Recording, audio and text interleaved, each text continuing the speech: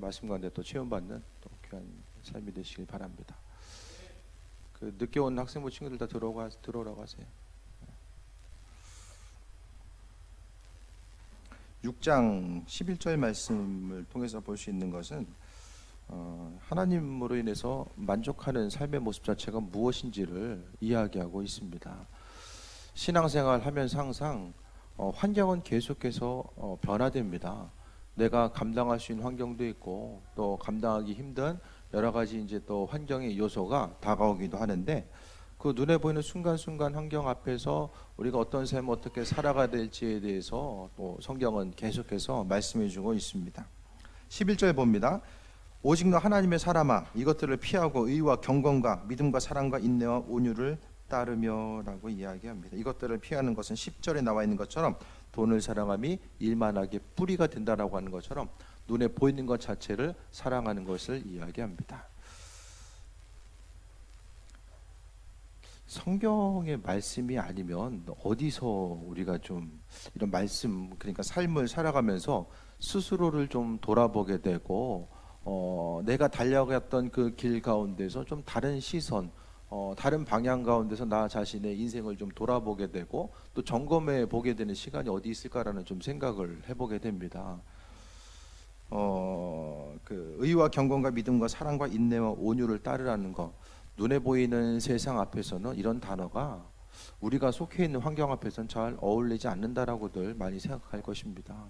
점점 더 세상을 살아감에 있어서 경쟁을 이야기하고 다른 사람들을 배려하는 것보다는 나 중심으로 해서 조금 더 쉽고 편안한 길을 선택하고 나아가는 그 부분들에 대해서 많은 삶의 모습이 익숙해져 가는 이때에 우리가 믿음을 선택하고 또 살아간다라는 것, 또 삶의 중심을 잡고 선과 악을 분별하면서 살아간다라는 것이 또한 어떤 것인지에 대해서 돌아볼 수 있는 것은 하나님 말씀이 주시는 큰 그 은혜가 아닌가라는 생각을 또한 해보게 됩니다. 하루를 살아가면서 우리는 철저하게 이제 인생의 모든 것들 가운데서 하나님의 주권과 인도하심을 이야기합니다. 세상 모든 만물을 창조하신 것이 하나님의 모습인데, 우리가 세상을 바라볼 때마다 지금 몸된 재단에 속해 있는 한 사람 한 사람을 바라볼 때마다 중요한 것은 다 하나님의 작품이라는 것을 이야기합니다. 우린 다 하나님의 작품. 그러니까 그 자연 가운데 있는 꽃이나 나무, 동물, 모든 것이 다 하나님의 창조적이고 또 그분이 디자인하신 모든 것들, 그러니까 세상 모든 것들은 하나님이 창조하셨다라는 그것을 근거로 해서 세상을 살고 있는 우리 한 사람 한 사람의 인생의 모습 가운데서도 그분이 책임지시고 함께 하신다라는 사실에 대해서 이야기합니다. 그러니까 세상 원리와 이치, 그 모든 것들을 바라볼 때에 우리는 더욱더 세상에서의 삶이 우연적으로 생겨난 것이 아니라 창조주 되신 하나님의 놀라운 손길과 섭니다라는 것. 살면서 이빨이 몇 번 나죠? 이빨 3번 나시는 분, 물론 뭐 가끔 있어요. 흔하지 않은 케이스인데 좀 있긴 있어요. 근데 우리가 이제 뭐 임플란트를 할 때나 그럴 때 보면은 이빨 한 번만 더 났으면 좋겠는데 라는 생각을 할 수 있어요. 이빨 3번 나면 어떻게 되죠? 성인이 됐는데 이가 계속 나요. 그럼 어떻게 돼요?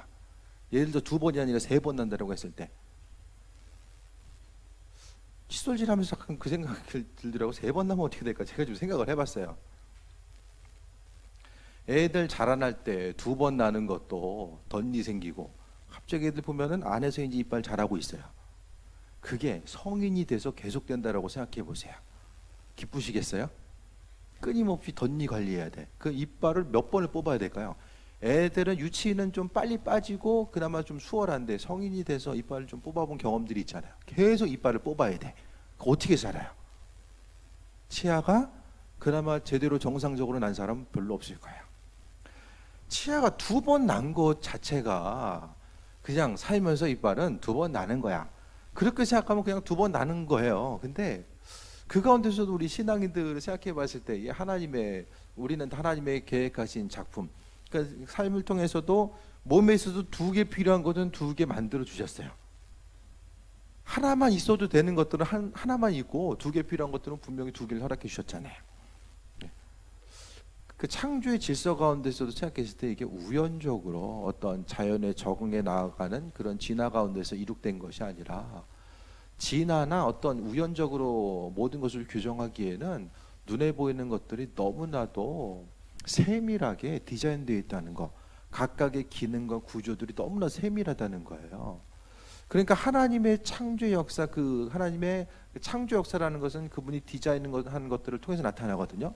유명한 그림을 볼 때도 그 사람의 그 그림 자체에 대한 디자인도 중요하지만은 그 그림을 그린 그 사람의 창조성에 대해서 사람들이 더 주목하는 거죠. 그러니까 어떤 그림을 누가 그렸느냐가 훨씬 더 중요하다라는 거예요. 그러니까 믿는 우리들의 삶을 통해서 더욱더 생각해야 될 것은 눈에 보이는 환경 가운데서 내가 이것저것 돌아보고 점검하고 내가 계획하고 준비해서 살아가는 거. 그러니까 내가 인생에 있어서 내가 주인공이라고 한다면은 오늘 성경에 있는 내용들이 다 어울리지 않아요.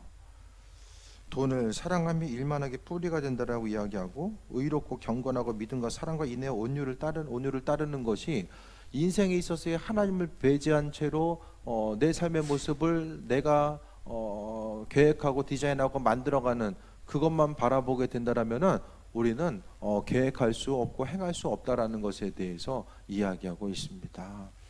그러니까 하나님의 도우심과 인도하심, 그 창조성을 통해서 우리가 근거하지 않으면은 그분의 도우심과 인도하심을 통해서 살지 않으면은 성경에 있는 내용 자체는 아무런 의미가 없어요. 왜? 우리 할 수 없기 때문에.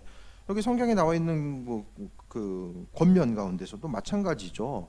여러 가지 신앙의 권면들을 통해서 우리가 정말로 먹고 살기도 바쁘고 세상 가운데 살아가는 것 자체가 너무나도 힘들고 어렵지만은 그 가운데서 오늘 주님께서 이어갔던 성경의 명령, 주변을 돌아보고 나아가라는 것. 특히 이제 17절 통해서 보게 되면 내가 이 세대의 부원자들을 향하여서 마음을 높이지 말고 정함이 없는 재물에 소망을 두지 말고 오직 우리에게 모든 것을 후히 주사 누리게 하신 하나님께 두라는 것. 그러니까 눈에 보이는 재물 자체에 마음 두지 말고 하나님께 두라는 것은 바로 모든 일들 가운데서 공급하시는 분이 여호와 하나님께 있기 때문에 이 모든 일들이 가능한 것입니다. 그러니까 성경을 통해서 주께서 말씀하신 신앙적인 권면과 믿음에 또 순종하면서 나아갈 이 모든 것들은 바로 하나님께서 우리 안에서 함께 하시고 그분이 이루어 나가심에 대해서 그것을 근거로 해서 이야기하고 있습니다.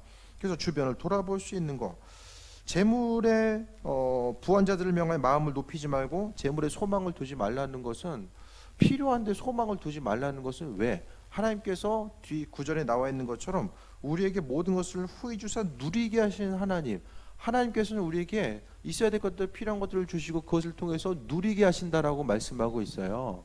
그러니까 누리게 하신 하나님께 두라고 말씀하고 있는 것은 그분이 우리의 삶을 주관하시는 것, 그러니까 세상을 창조하신 그분의 창조성 자체는 우리의 삶의 여정 가운데 풍성함으로 함께 한다라는 그것을 근거로 해서 이야기하고 있습니다. 12절 봅니다. 믿음의 선한 싸움을 싸우라, 영생을 취하라. 이를 위하여 내가 부르심을 받았고 많은 증인 앞에서 선한 증언을 하였도다. 신앙생활하면서 좀 고민되는 부분 있으십니까? 고민하는 거.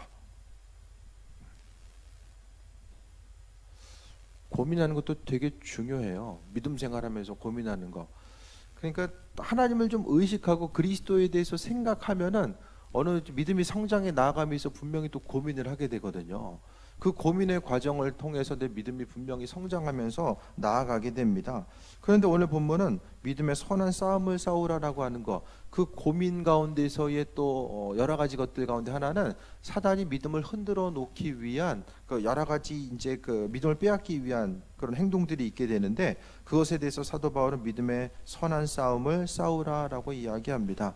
우리의 신앙생활은 우리 마음과 생각을 지켜나가고 하나님을 향한 그 믿음을 지켜나가는 하루하루의 모습이 선한 싸움이 된다라는 것에 대해서 말씀하고 있어요. 믿음을 가지고 앞으로 나아간다라는 그 중심 자체가 선한 싸움에 대해서 이야기하고 그 부분 가운데 우리가 조금 더 중심을 두고 나아가야 될 것은 믿음을 지키는 것이 이게 쉽고 편안한 환경만은 아니다라는 것을 우리는 알아야만 합니다. 그래서 믿음을 지켜 나아가는 그 과정 가운데서 선한 싸움을 싸우라고 말씀하고 있고 또 14절 보면 우리 주 예수 그리스도께서 나타나실 때까지 흠도 없고 책망받을 것도 없이 이 명령을 지키라라고 이야기합니다. 그러니까 결국 믿음의 선한 싸움이라는 것은 눈에 보이는 환경과의 싸움입니다. 내가 믿음을 가지고 살아간다는 것은 항상 하나님께 마음을 두는 것을 이야기하는데, 하나님의 일하심 자체가 내 시간의 그 계획표대로 눈에 순간순간 보여져 가지고 그 가운데서 움직이지 않는 경우들, 그러니까 내 생각과 기대대로만 움직이지 않는 경우들이 많이 있기 때문에 그 기대할 수 없는 환경 가운데서 내가 믿음을 지키고 나아간다는 것이 바로 믿음의 선한 싸움의 연속이 될 수밖에 없음에 대해서 이야기하고 있습니다. 그래서 항상 모든 일들 가운데서 삶의 주관자 되신 그분에 대해서 바라보고자 하고, 또 말씀을 중심으로 해서 살아간다라는 것 자체는 바로 그분께 대한 소망과 기대함을 두는 거예요. 우리는 보이는 것에 익숙하잖아요. 보이면은 그것을 바라보게 되고 인지하게 되고 거기에 마음을 중심을 두게 되는데, 믿음 생활이 어렵게 다가오는 것은 먼저 믿는 것. 그러니까 신앙생활에서 믿는 것은 눈에 실체가 있기 때문에 그 실체를 믿는 것이 아니라 하나님은 보이지 않지만 하나님의 일하심에 대해서 바라보고 믿는 거예요. 그러니까 하나님은 눈에 보이는 형상 자체를 용납하지 않았어요. 보이는 것이 있기 때문에 그것을 통해서 인도하심 따라 나아가는 것보다는 보이지 않지만 그것을 향해 나아가는 것.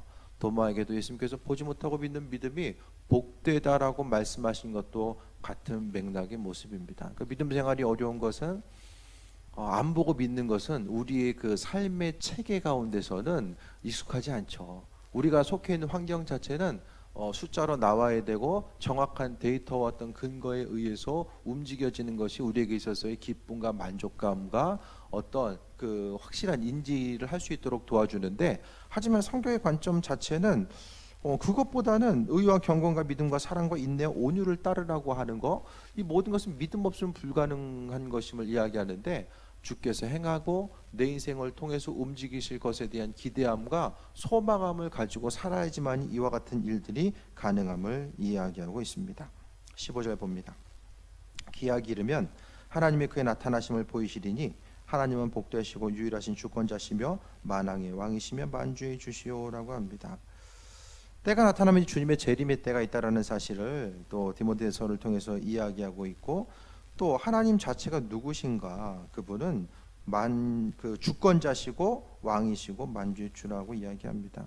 그러니까 여러분이 믿고 의지하고 따르는 분이 누군지를 좀 아셔야 됩니다. 실제적으로 신앙생활 한다라는 것의 중심이 뭐냐, 창조하신 그분께 마음의 소원과 중심을 두고 살아가는 것이 바로 믿음의 연속이라는 것에 대해서 이야기하고 있습니다.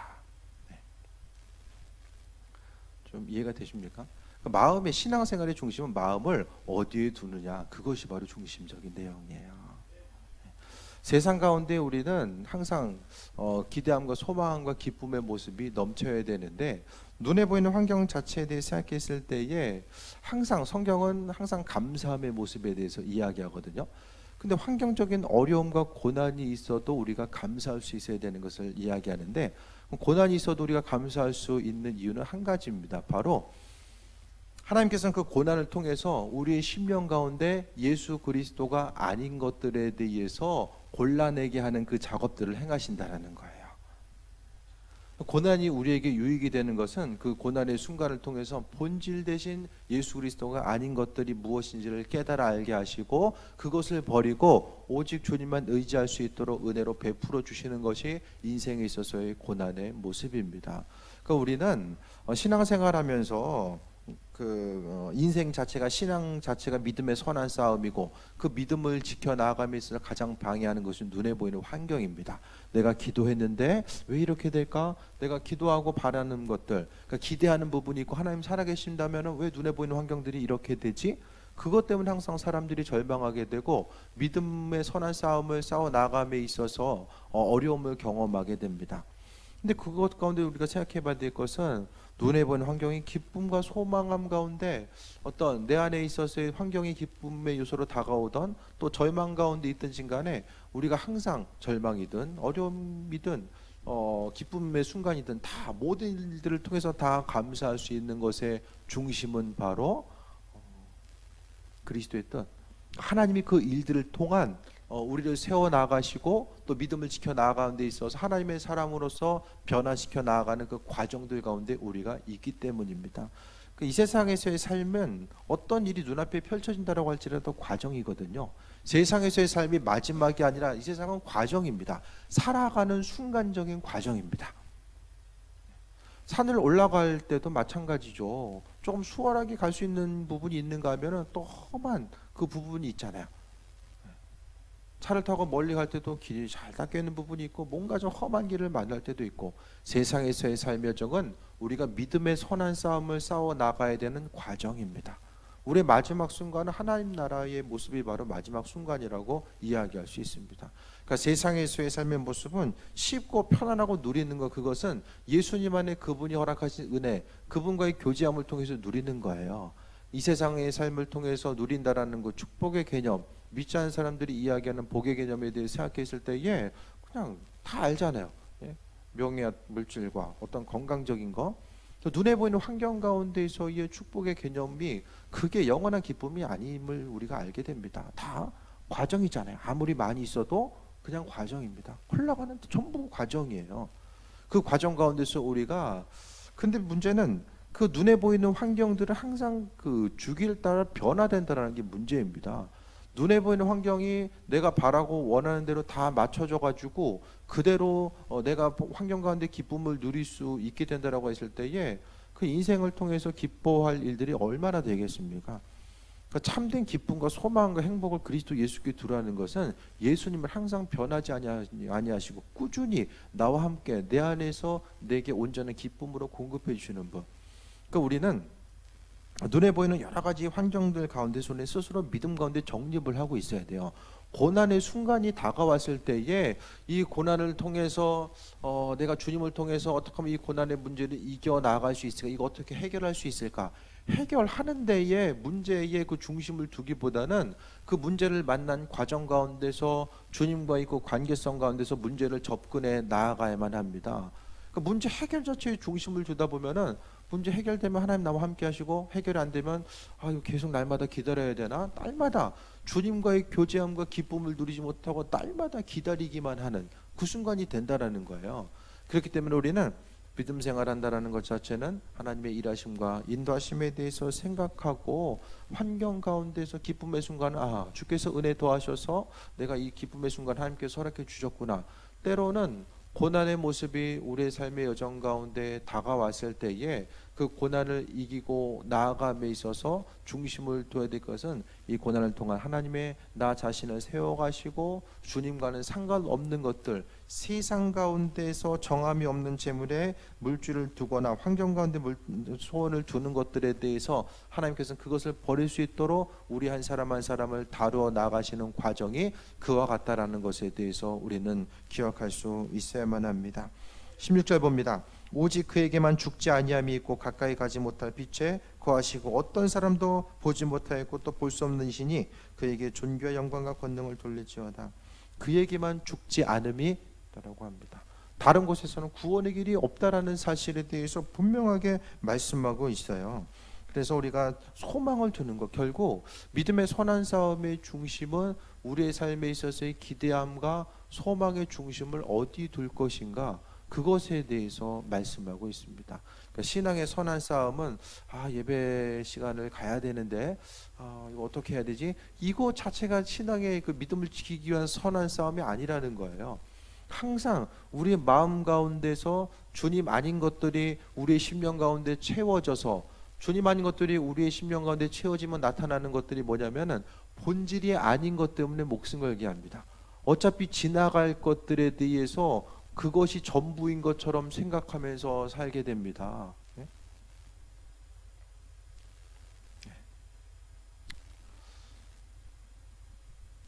우리 오진이 저기 누나들이 앞에서 잘 가려주고 있으니까 그냥 다 뭐가 돼 있어. 너무 가려주면 안 돼. 앞에서 졸고 있어도 이게 본질은 아닌 거예요. 졸리신 분도 있어가지고 잠깐 얘기하는 거예요. 졸고 있느냐 아니냐 이게 본질이 아니라 하나의 과정이죠. 말씀이 이해되지 않아도 들릴 때가 있다라는 거. 그 부분에 대해서 우리 생각하는 거야. 그게 아니라 아니 지금 설교 시간에 지금 몇 분 되지도 않는데 여기서 이거 졸고 있어. 거기에 목숨을 걸게 되면은 서로 이제 좀 본질로부터 벗어나는 거죠. 그러니까 이 과정들 가운데서 말씀이 조금 더 들려질 때가 있는 거예요. 갈급한 가운데 들려질 때가 있고 잘 안 들릴 때도 있는 거죠. 그러니까 우리의 신앙의 중심을 두고 나아감에 있어서 여러분의 삶에서 마찬가지, 각각의 일터에서도 마찬가지고 가정에서도 속해 있는 것 가운데서 마찬가지입니다. 본질적인 것 자체는 한마디 말씀을 통해서 내 안에 그리스도가 채워지게 되고 그분을 통한 의지함과 소망함이 있기 때문에 눈에 보이는 것 자체가 순간적으로 어려움이 있어도 그것이 내가 주님 앞에 나아가는 하나의 과정이구나. 이 과정을 통해서 하나님께서 나를 다루어 가시는 부분이 있고 또 나와 교제하길 원하시고 그분의 예비하심을 바라보길 원하시는 그분의 뜻이 있구나라는 생각에 대해서 더욱더 바라보는 것입니다. 17절 다시 한번 봅니다. 주님께서 채워주심이 있고 나아가는 것. 결국 믿음의 선한 싸움이라는 것은 눈에 보이는 환경과의 싸움이고 눈에 보이는 환경의 대부분의 모습은 그 재물과 연결성을 갖고 있기 때문에 이와 같이 이야기하는 거예요. 그래서 6장을 통해서 사도 바울은 디모데에게 말씀과 경건에 관한 교훈을 하는데 그것을 이야기하면서 6장 6절에는 자족하는 마음이 있으면 경건은 큰 이익이 된다. 주신 것에 대해서 기뻐하고 만족한 삶을 살 것에 대해서 이야기하고 있어요. 그것이 아니면은 내 안에 만족이 없으면 하나님보다는 세상 눈에 보이는 것에 마음의 중심을 두어서 정함이 없는 재물에 마음의 중심을 두게 됩니다. 그러니까 내 심령 가운데 주님의 자리가 세상 물질적인 것으로 대체됩니다. 그것이 바로 우상숭배의 모습이기 때문입니다. 그러니까 우리가 해야 될 것은 17절부터 이야기하는 것을 다시 한번 보면 정함이 없는 재물에 소망을 두지 말고 오직 우리에게 모든 것을 후히 주사 누리게 하신 하나님께 두는 것. 내가 마음의 중심 자체를 하나님께서 두었을 때에 그것이 믿음이잖아요.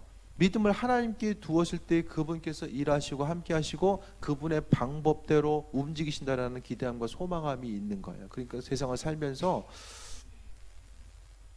보이는 것에 계속 중심 두게 되면 끝없어요. 어느 정도 있으면 만족할까요? 얼마나 있으면? 제가 지난번에도 말씀드렸잖아요. 1,000억 있으면은 그냥 일상생활하는데 아무 문제가 없어요. 들어오는 속도를 따라가지 못해요. 아무리 써도. 그럼 그러면 만족이 될까요? 사람이?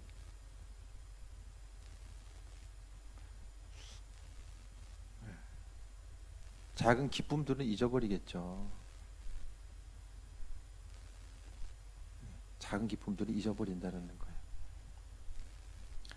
애들도 어렸을 때는 하지도 용돈 달라고 그러면 500원 달라고 그러면 이제 지금은 상당히 기뻐. 근데 이제 자기가 돈 벌고 나면 500원이면은 그때 이제 바닥에 떨어져 죽지도 않을 거예요. 지금 10원짜리 안 주는 것처럼 그 기쁨 자체는 이제 잊어버리는 거죠. 많이 있으면 있는 대로 누릴 수 있는 것도 있지만은 잊어버리는 또 수많은 것들도 존재한다는 사실에 대해서 보게 됩니다. 결국 믿음의 선한 싸움이라는 것은 주님은 안 보이는데 보이는 것을 보라는 거예요.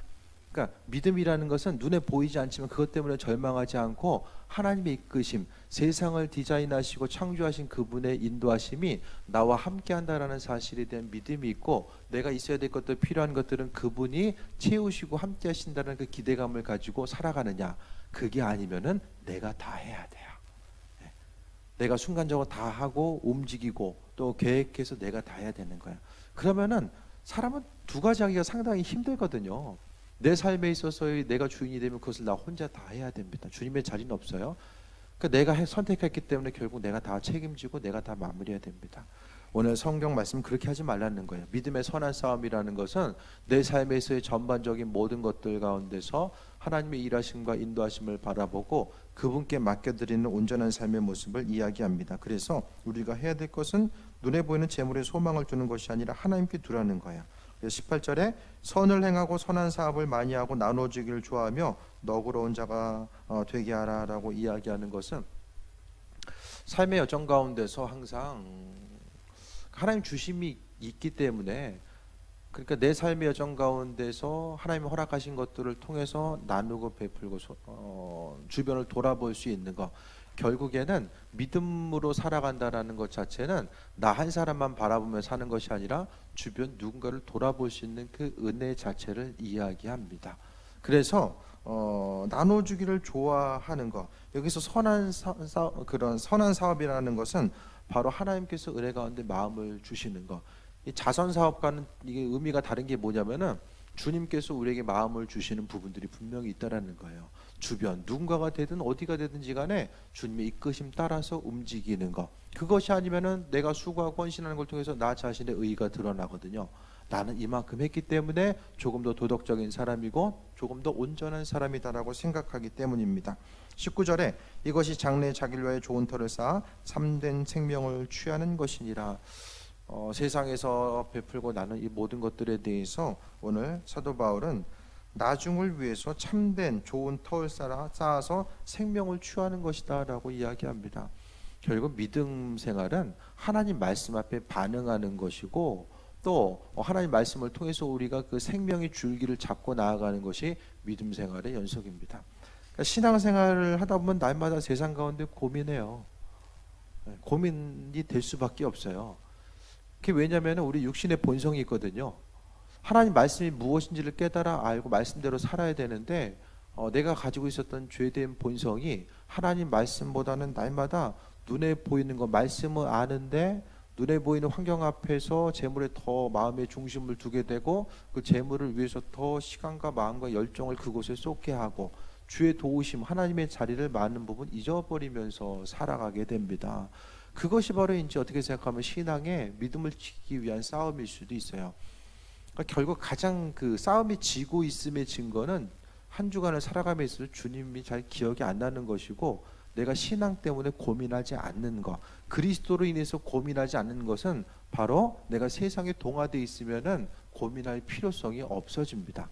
내 본성은 정말로 나를 위해서 쌓고 또 나를 위해서 사용하기도 부족한 그것을 가지고 나누려고 하다 보니까 내가 하나님 말씀대로 믿음을 가지고 이거 없어도 주님께서 해결하시고 인도하심에 대한 소망함과 기대함을 가지고 살아가는 것, 말씀과 믿음의 본성. 사도 바울도 육신의 법과 성령의 법, 생명의 법이 있다라고 이야기하잖아요. 그 우리 신앙생활은 믿음을 지키기 위한 것 자체가 오늘 사도 바울이 이야기하는 것처럼 신앙을 지키기 위한 그 온전한 믿음을 지키기 위한 싸움일 수밖에 없어요. 그 싸움에서 우리는 이기는 싸움을 해야 되는데 그 이기는 싸움은 내 안에 계신 그리스도를 조금 더 인식하고 그분께 마음의 중심을 둠을 통해서 그 싸움에 승리하는 삶을 살 수 있음에 대해서 이야기합니다. 신앙생활하면서 나는 왜 이렇게 넘어지지? 왜 한 주간 살았을 때에 교회에 와서 지난 주간을 또 생각하고 나 왜 그랬을까? 그것이 어떻게 생각하면 살아있음의 증거거든요. 죽어있으면 반응하지 않아요. 고민도 하지 않습니다. 내가 믿음 가운데 살아있기 때문에 여러 가지 고민이 들 때도 있고 힘들고 어렵지만은 그래도 기쁨으로 하루하루 살아갈 수 있는 것은 바로 주께 대한 믿음과 소망과 기대함이 있기 때문입니다. 눈에 보이는 환경 가운데 어려움이 있을 때에 다시 한번 말씀드립니다. 그 어려움들은 내 삶을 통해서 예수님 아닌 것들을 뽑아내는 작업이 바로 하나님께서 그것 때문에 우리에게 어려움을 허락해 주신 거예요. 그 어려움을 경험하다 보면 이거 내가 할 수 없구나. 주님의 도우심이 아니면 내가 할 수 없구나. 그것에 대해서 인지하게 됩니다. 사람이 할 수 있는 것보다 할 수 없는 일들이 훨씬 더 많이 있거든요. 그 일들에 대해서 우리가 또 돌아보고 생각할 때마다 내가 가지고 있는 믿음이 뭔가, 우리의 신앙생활은 단순히 마음의 평안과 위안을 주기 위한, 거기서 그치면 교회 오지 않아도 마음의 평안과 위안을 받을 수 있는 것들은 얼마나 많이 있는지 모릅니다. 근데 중요한 것은 마음의 평안만을 위해서 모인 것이 아니라 구체적인 생명 되신 그분으로 인하여서 내가 기쁨 가운데 소망 가운데 정말로 열매 맺는 존재한 삶을 살아갈 수 있기 때문에 우리가 이 자리에 모인 것이고 그분을 통해서 나아가는 삶의 모습 자체가 무엇인지를 다시 한번 돌아볼 수 있게 됩니다. 삶을 살아감에 있어서 그리스도 예수로 인해서 기쁨을 누리는 것, 예수님 믿기 때문에 한순간 절망의 순간이 와도 나는 항상 기뻐. 잘 안 되잖아요. 내 안에 예수님 계셔도 그냥 날마다 기뻐하는 거 쉽지 않아요. 그것이 바로 선한 싸움입니다. 쉽진 않지만은 그래도 끝까지 그분 바라보고 그분 허락하신 은혜 가운데 기쁨과 소망을 찾고자 하는 그 날마다의 순간순간에 바로 믿음의 싸움이요. 그 순간을 통해서 순간적으로 어느 순간 지나고 나 보면은 내가 이전에는 이때는 내가 절망할 때가 있었고 이때는 힘들고 어렵게 내가 반응했는데 지금 이 순간에는 그 어려운 일이 있어도 내가 넉넉하게 기쁨으로 반응하면서 내 마음에 여유가 있구나. 그것을 어느 순간 내가 발견하게 되면 내 안에 있어서 예수님의 자리가 그만큼 커져 있는 것을 이야기합니다. 순간순간 여러 가지 환경들 가운데서 각자 개인적인 또 어려움과 고난의 모습을 갖고 있는 이들도 있을 것이고 또 하나님께서 평안함 가운데 이끌어 주시는 그 존귀한 삶을 살고 있는 이들도 있을 것입니다.